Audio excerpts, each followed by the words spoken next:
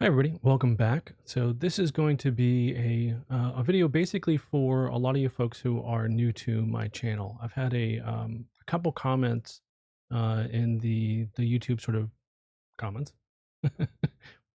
which is a good place for them, where people have been asking questions about starting off in tech, right? So it's been things along the lines of my camera being weird. Okay, no, I think it's all right. Cool.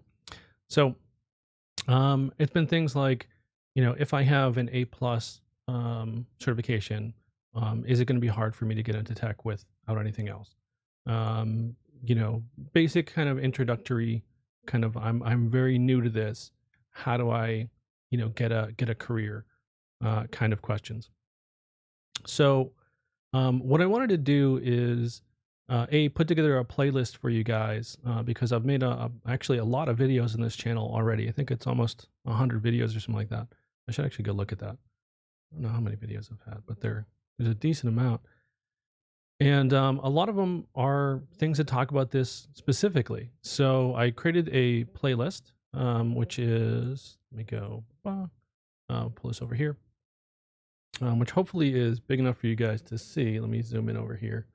What I've got is a beginning tech career advice playlist, and it's got 23 videos in it. I didn't spend a huge amount of time trying to curate the videos. It's basically like just go on there, look through them, and then there's going to be a bunch of them that talk directly about this. There's going to be some of them that are going to be useful for it. So I don't know if I can zoom out of this a little bit, I guess. So it's going to start off with how should how to or should you become a Linux administrator. That's going to talk about kind of the stress and some of the things to kind of be aware of. Early on in this channel, there were some questions from people who are on the autism spectrum about whether that would be a hurdle to working in technology. So if you're somebody who feels like that might apply to you, that's worth looking at. But it's also potentially worth looking at in terms of the stresses that being on call all the time and being in a very high pressure job, as a lot of these jobs are, can affect you. So, if you're somebody who deals with depression or anxiety or things like that, tech is a great career on one hand, but on the other hand, you might want to go ahead and do things ahead of time, knowing that you're going into a little bit of a pressure cooker. So, maybe proactively start therapy, or things like that.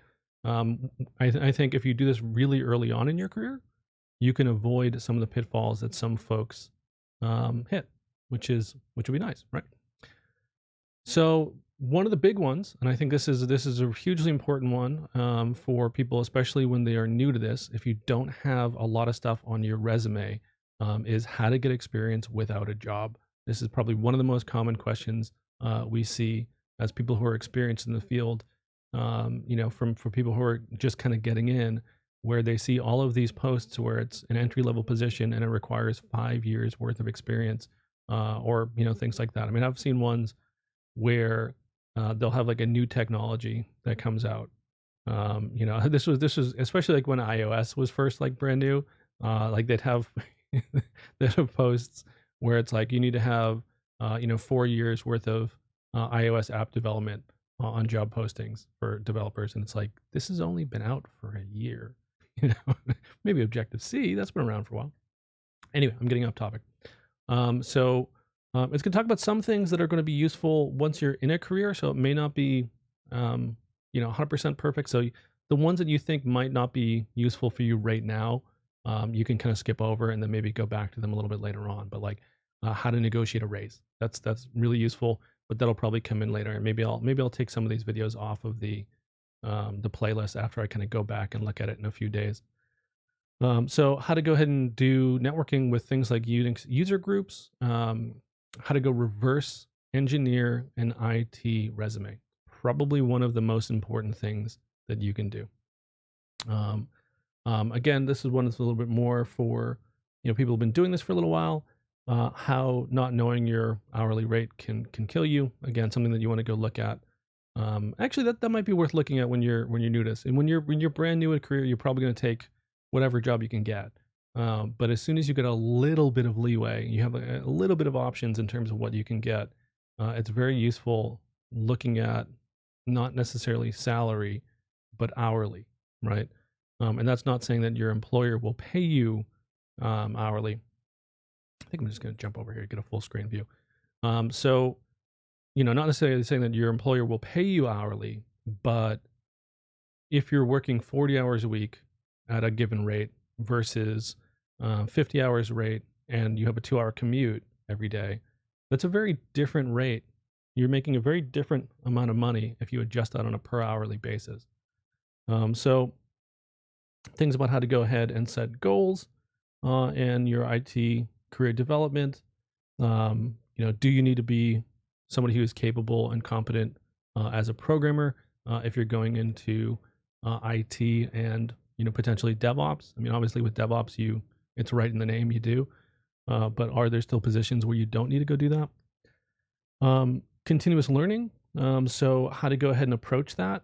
And this is going to go tie back into the resume thing. I'm not going to go through all of these, but I think that if you take a little bit of time to go through these, it'll be very helpful, and then you will probably see that a lot of the questions that you might have already been answered. So that's the first bit.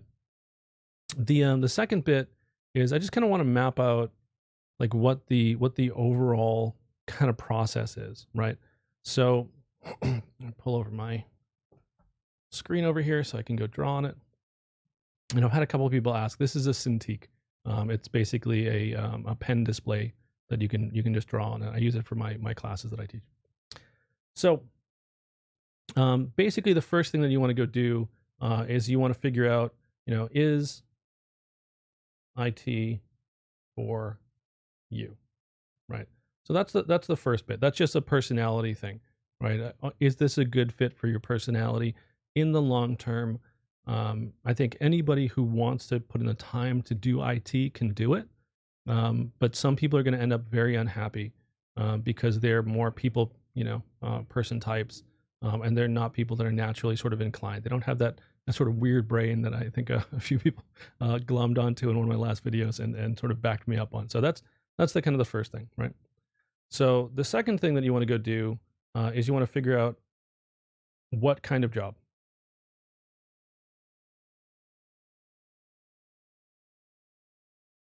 So just look at postings, look at, um, Craigslist ads, look at, postings on, pick your favorite job website, and then decide if that seems like what you would want to go do in a day. Obviously being brand new to this, it's going to be difficult, but also sort of try to network with other people in real life, which I think is why things like user groups, meetups, going to conferences, stuff like that is really useful because you can talk to people about like, all right, so I've heard of site reliability engineering, but like, what do you actually do in a given day? And you'll get the same answer from everybody. It's like, well, I don't have a given day, but, and then they'll sort of talk about kind of some of the stuff that you can do. And you can also look for YouTube videos and things like that, right? So that's the second thing, right? Figure out what kind of job that you want. Probably a good idea to also sort of look at other kinds of jobs that are similar maybe. So don't just necessarily gun for one absolute specific one, right? So once you get a kind of an idea of the kind of job that you want, what you want to go do is you want to go look for job postings, right? So that's the third thing, right? So find some job postings where they specifically give you the list of requirements. People who want to fill positions are going to tell you exactly what you need to do to get that job, right? So if you have all of these things, if you have experience in these things and you can show that, and you have these certifications and whatever it is, get that list. Now, don't worry about being 100% qualified for every job. If you're 75%, if you're 80%, if you're close to it, feel free to apply, especially if you have other kind of experience that may not be listed that's comparable, right? So once you have those list of postings, and again, this is for people who are new to this, and So the second thing you want to go do is you want to then go acquire those skills.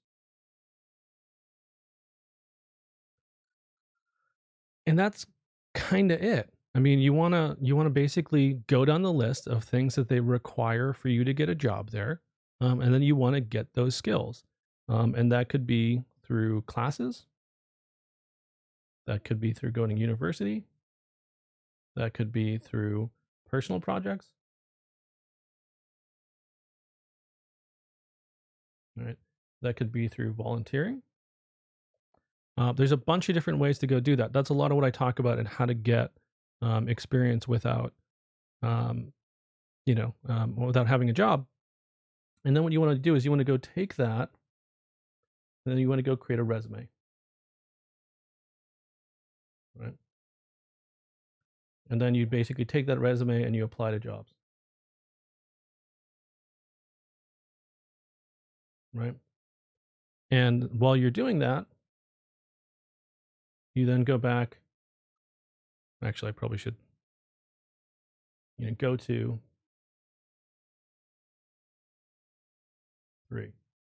And people who are old and have been doing programming for a long time will tell you why that's a bad idea, and a little bit of an inside joke. But yeah, you want to go to 3, right?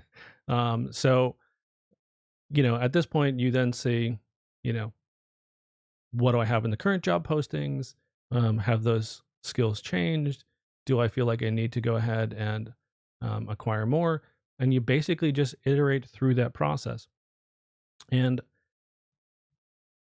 if you're new to this and you don't already have a whole bunch of skills, well, this might take you a while. It might take you a year.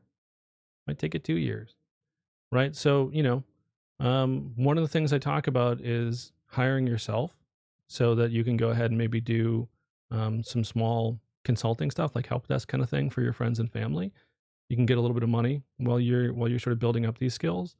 You can try to go find jobs that are adjacent to those things. So maybe work for a company in just kind of a normal position where you know that they happen to have help desk there somewhere, and then you can network with the help desk people. So that's some of the things. So that's just my quick little video on kind of for those of you guys who are starting out, some of the things that you guys might want to go ahead and do. As a reminder, there's been I'm running basically 2 little contests right now for people who, well, just to say thank you mainly, for the people who subscribed to get me to 500 viewers, and then recently with the big bump in viewership, getting me to 1,000 viewers. So as a thank you for that, I've got 2 contests going on. One is a Raspberry Pi 4 giveaway, and then the other one is going to be a friends and family course for the Linux Essentials class. So the LPI Linux Essentials, where we have sort of a heavy emphasis on scripting.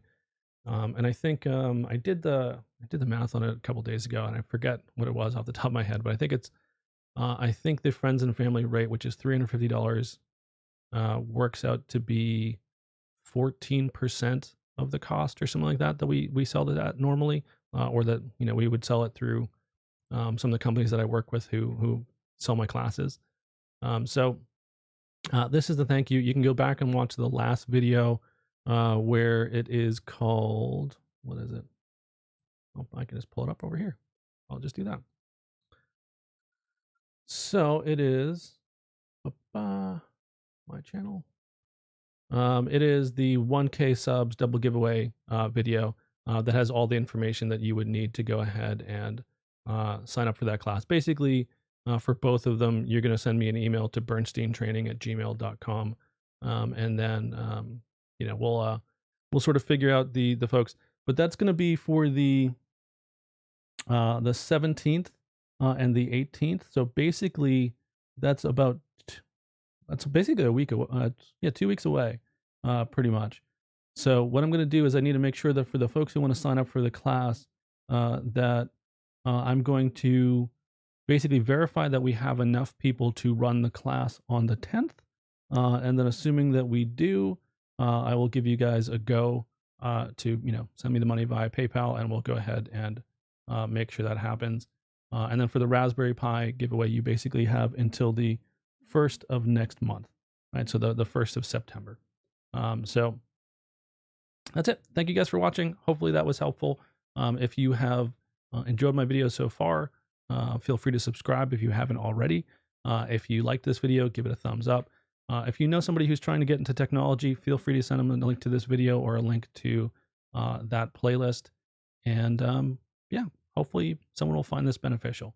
So have a great day. Take care of yourself, and study up and find what skills you need to get the job that you want.